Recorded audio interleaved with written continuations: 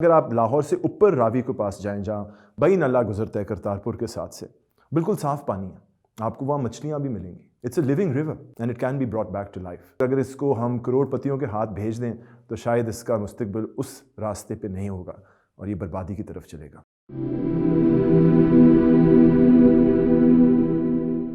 جی السلام علیکم، میرا نام رافع عالم ہے اور میں ایک ماحولیاتی وکیل ہوں. آج میں آپ کو تھوڑی سی لاہور شہر کی اور اس کے قریب دریائے راوی کی تھوڑی سی کہانی سنانا چاہتا ہوں. تو آپ کو پتہ ہے کہ لاہور شہر جو ہے وہ 1000 سال سے بھی پرانا ہے. یہ تو ہمیں پتہ نہیں ہے کہ محمود غزنوی جو تھے وہ 1001 سال پہلے 1020 میں لاہور میں آئے تھے پہلے دفعہ، اور 1000 سال یہاں مسلمان راج ہوا ہے. ہم اکثر یہ بات بھول جاتے ہیں ہماری تاریخ کتنی ہے، کتنی گہری ہے، کتنی پرانی ہے، اور اس میں کون کون سے لوگ تھے. اور یہ سب ادھر لاہور کی تاریخ میں شامل ہے اور یہ ہماری زندگی کا حصہ ہونے چاہیے. اکثر یہ ہم چیزیں بھول جاتے ہیں. مجھے یہ بات یاد آئی تھی جب میں سر گنگا رام کی سامدی پہ گیا تھا. سر گنگا رام کی سامدی لاہور کے اب کریم پارک میں موجود ہے.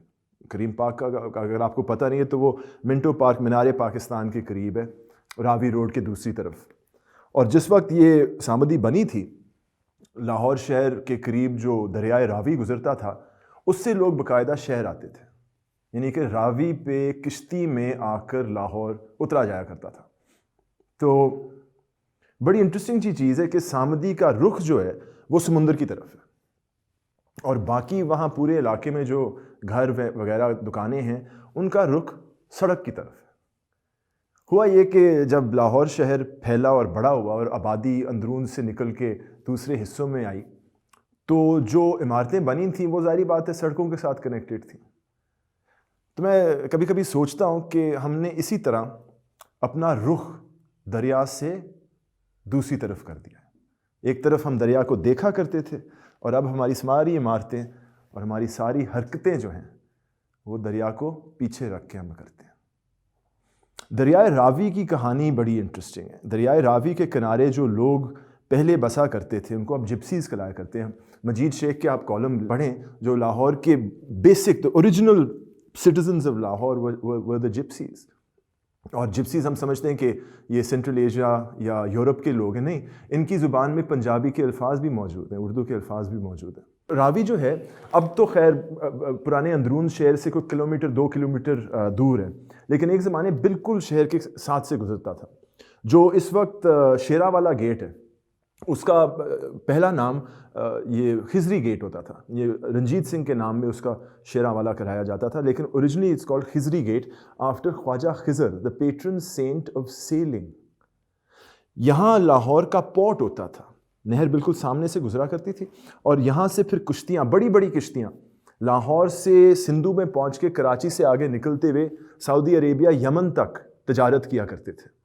اور اس تجارت میں جب یہ ہوا کرتا تھا ایک زمانے میں پرتگیز جو تھے اس طرح لاہور آئے. اور اسی طرح مجھے یاد ہے میں کہیں پڑھ رہا تھا کہ جن کو ہم جودھا بائی بلاتے ہیں، جلال الدین اکبر کی بیوی، وہ جب جلال الدین اکبر کا انتقال ہو گیا تو جہانگیر کی کیا کہتے ہیں رول کے اندر کے دور کے اندر انہوں نے اپنی والدہ کو ایک تو قوم کی والدہ کا نام دیا اور دوسرا ان کو تجارت کی اجازت دی. جوڑا بھائی انہوں نے سورت میں دنیا کی سب سے بڑی 2 بحری جہاز جو ہیں بنائے، جس پہ ہندوستان سے مکہ یہ حج کروایا جاتا تھا اور واپسی پہ اسپائس ٹریڈ ہوتی تھی. فرام شیرا والا اٹ سیلف میکنگ جوڑا by one of the richest women on the face of the earth. You know, she was one of the richest people on earth. ہمارے لاہور سے خضری گیٹ کے سامنے سے. اور اس جودھا بائی نے تو پہلے لاہور کے اندر جو پہلی مسجد بنی تھی مریم زمانی مسجد انہوں نے بنائی تھی. اتنی امیر عورت تھیں انہوں نے اس وقت جب مغل آئے تھے اور اس سے تھوڑا پہلے مسلمانوں کی اکثریت لاہور کے اندر کوئی 300-400 سال پرانی تھی، مگر اس وقت تک لاہور شہر اندرون کے اندر کوئی مسجد نہیں بنی تھی. مریم زمانی نے پہلی مسجد بنائی تھی. اس کے بعد پھر وزیر مسجد اور پھر دوسری مساجد جو ہیں بنی تھیں. Interesting. But yeah, to think of the trade that took place and to think that there were women at the forefront of international trade 500 years ago. It's quite remarkable. ہمارے شہر سے، ہمارے راوی سے نکلے. تو یہ ہماری تاریخ ہے اور اس کو ہم راوی کو پیچھے رکھ کے بھول کے اس کے بارے میں سوچتے نہیں ہیں. ابھی چند دنوں پہلے راوی کے کنارے ایک بہت بڑا منصوبہ پلان ہوا تھا حکومت پاکستان اور پنجاب کا کہ وہ راوی کے کنارے 1,00,000 ایکڑ زمین کو کنورٹ کر کے وہاں ایک بڑا سا شہر بنائیں.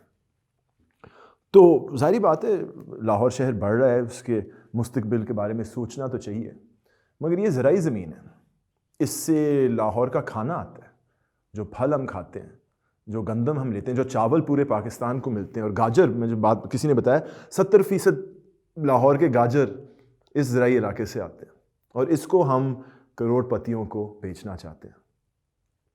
دیکھیں شہر تو بڑھتے ہیں, شہر کا مستقبل تو ہے, آبادی بڑھے گی, لیکن تھوڑی دیر سوچئے گا کہ ہم شہر کے مستقبل کو کہاں دیکھنا چاہتے ہیں. دیکھیں یہ راوی ریور ہے, اس کی ایک تاریخ ہے, اس کا ایک ماحول ہے. وہ تو ہم خیر لاہور کے اندر چونکہ کوئی ویسٹ ٹریٹمنٹ پلانٹس نہیں ہیں, پورے 1 کروڑ لوگوں کی آبادی جو ہے ان کا گندا پانی سارے کا سارا راوی کے اندر پھینکا جاتا ہے. مگر اگر آپ لاہور سے اوپر راوی کے پاس جائیں جہاں بئی نالہ گزرتا ہے کرتارپور کے ساتھ سے, بالکل صاف پانی ہے, آپ کو وہاں مچھلیاں بھی ملیں گی. It's a living river and it can be brought back to life. مگر اگر اس کو ہم کروڑ پتیوں کے ہاتھ بھیج دیں تو شاید اس کا مستقبل اس راستے پہ نہیں ہوگا اور یہ بربادی کی طرف چلے گا. دیکھیں اس کو بچانا بہت لازمی ہے. لاہور کو اگر آپ لاہور کی آبادی اگر آپ بڑھانا چاہتے ہیں اس طرح کے شہر کے ڈیزائن پہ, تو یہ سوچئے گا 1 سیکنڈ کے لیے کہ راوی بھی اس وقت تو پانی کوئی نہیں ہے, وہ ہم نے ہندوستان کو دے دیا تھا سنتاس معاہدے کے تحت, اور اگر راوی میں پانی کہیں نہ کہیں سے ہم قدرتی یا غیر قدرتی طور پہ پانی لے آئیں راوی کے اندر, تو جو لاہور کا جو سویج پانی اس میں جاتا ہے اس کو دوبارہ گندا کر دے گا. تو یہاں گندے نالے کے قریب کون ایک شہر بسانا چاہتا ہے؟ تو اگر ہمیں پانی بھی مل گیا تو ہمیں اس پانی کو صاف بھی رکھنا پڑے گا, اور اس کے لیے پیسے بہت لگیں گے. تو اچھی بات ہے, پانی کو صاف ہونا چاہیے, ہماری صحت اور ہماری کیا کہتے ہیں ہمارے ماحول کے لیے اچھا ہے. مگر یہ مت بھولیے گا کہ راوی صرف لاہور کے سامنے سے نہیں گزرتا, راوی ایک بیسن ہے, ٹھیک ہے جی. اس دوآب کے اندر جو باری دوآب کہلایا جاتا ہے, اس میں سارا پانی راوی کی طرف آتا ہے. تو فیصل آباد, سیالکوٹ اور گجرانوالہ کا بھی تھوڑا تھوڑا پانی وہ بھی راوی میں گرتا ہے. اور یہ پھر سوچئے گا کہ اگر کھربوں روپے ہم لاہور میں پانی صاف کرنے کے لیے لگائیں تو لاہور کے نیچے وہ پانی دوبارہ گندا ہو جائے گا. تو ہمیں اس منصوبے کو دوبارہ سے سوچنا پڑے گا اور راوی کی صحت پہ توجہ دینی پڑے گی. پاکستان کے بننے وقت لاہور شہر کی آبادی امرتسر کے برابر تھی, تقریباً 8-9 لاکھ. سوچیں 8-9 لاکھ پورے لاہور کی, اور وہ امرتسر کے برابر تھی. تو اب دیکھیں 80 سال کے اندر, 100 سال کے اندر ہم کروڑ سے زیادہ ٹاپ کے ہیں. اور اسی وقت میں جو یہ باری دوآب ہے جس کے ایک طرف بیاس دریا گزرتا ہے, دوسری طرف راوی کا دریا گزرتا ہے, ہم نے دونوں دریا ہندوستان کو سنتاس معاہدے کے تحت دے دیے, یعنی کہ ان کا پانی جو ہے پاکستان میں اب بہتا نہیں. اور آبادی 8 لاکھ سے کروڑ سے زیادہ, سب مسلمان, سب پانی استعمال کرتے ہیں. تو لاہور کے زیر زمین جو پانی ہے وہ جلد از جلد ختم ہو رہا ہے. اوپر چونکہ دریا کا پانی نہیں آ رہا اور وہ زیر زمین نہیں جا رہا, اور دوسرا اتنی ہماری اب یوسیج ہوگی, اتنے لوگ اب پانی استعمال کرتے ہیں کہ ہمارا جو کہتے ہیں نا گراؤنڈ واٹر لیول جلد از جلد گر رہا ہے.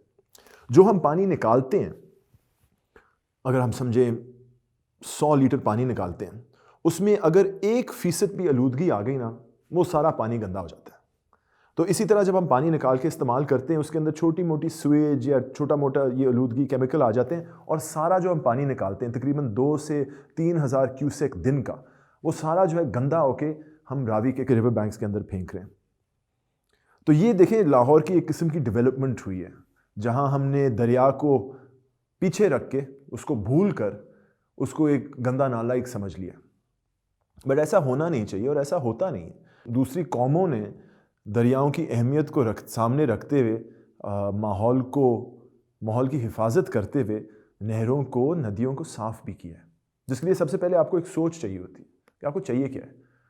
آپ کو راوی کے کنارے ایک بڑا سا شہر چاہیے, لیکن یا آپ کو راوی کے کنارے صاف پانی چاہیے جہاں آپ بچوں کے ساتھ ریکریشن کر سکیں. پہلے سوچ سے آپ شروع کرتے ہیں نا. So I think there's hope for the Ravi if we have a good vision of the Ravi, a shared vision of the Ravi. یہ نہیں کہ ایک ہمیں بتایا جائے کہ یہ چیز ہوگی اس کے اوپر. ہم سے پوچھیں تو صحیح لاہوریوں سے کہ وہ راوی کے کنارے چاہتے کیا ہیں, اور پھر اس سوچ یا اس خواب کے مطابق میرا خیال ترقی ہونی چاہیے یا شہر کا مستقبل جانا چاہیے. اور اسی طرح میرے خیال سے ہمیں دوبارہ راوی کی طرف اپنا رخ کرنا پڑے گا. اور اس پہ توجہ ڈالنی پڑے گی، بیکاز یہ کافی بڑا پروجیکٹ ہے، اور اس میں دیکھیں جو زرعی رقبے اس پروجیکٹ کے اندر آئیں گے وہ خالی زمین نہیں ہے، وہ لوگوں کی زمین ہے، لوگ وہاں فارمرز ہیں، کسان ہیں، نہ صرف پشتوں کے لیے کسان ہیں، اور وہ بڑے فخر سے کہتے ہیں کہ وہ لاہور اور پاکستان کو خوراک اور کھانا پہنچاتے ہیں۔ ان کی زمین اس طرح نہیں چھینی جا سکتی، ان کے ہم سب کے بنیادی حقوق ہوتے ہیں، اور وہ زمین کی ملکیت ایک بہت اہم حق ہے جسے آپ صرف ایک بڑے شہر بنانے کے نام لوگوں سے نہیں لے سکتے۔ لاکھ ایکڑ میں سینکڑوں اور ہزاروں لوگ آتے ہیں، ان کی تاریخیں، ان کی فیملیز، ان کی لائیولیہڈ سب اس میں انوالوڈ ہیں۔ لیکن دوسری طرف اگر آپ لاہور کی آبادی 4 یا 5 منزلہ اپارٹمنٹس میں بسانے کی کوشش کریں، اور یہ ڈینسٹی اتنی مشکل نہیں ہے، یہ پیرس کی density is not very difficult, تو آپ لاہور کی پوری پاپولیشن ڈبل کر سکتے ہیں 300 سے 500 اسکوائر کلومیٹر میں۔ تو ذرا سوچئے پیسے کتنے بچائیں گے آپ، اور یہ پیسے ایک غریب ملک، غریب شہر میں امیر لوگوں اور ان کی عادتوں پہ نہیں ضائع ہونے چاہیے۔ یہ ان میجورٹی لوگ جو کہ مڈل کلاس اور غریب ہیں، اگر ان کے لیے گھر بنا رہے ہوتے تو میں سمجھتا یہ پروجیکٹ اچھا تھا، مگر جس طرح کا یہ ڈیزائن ہے مجھے نظر آ رہا ہے کہ یہ اربن ایلیٹ کو سبسڈی دی جا رہی ہے، اور یہ میں سمجھتا ہوں درست نہیں ہے۔ دیکھیں جگہ تو ہے، زرعی زمین بھی ہم بچا سکتے ہیں، لوگوں کے لیے گھر بھی ہم بنا سکتے ہیں، لیکن سوچ سمجھ کے، with equity and with fairness.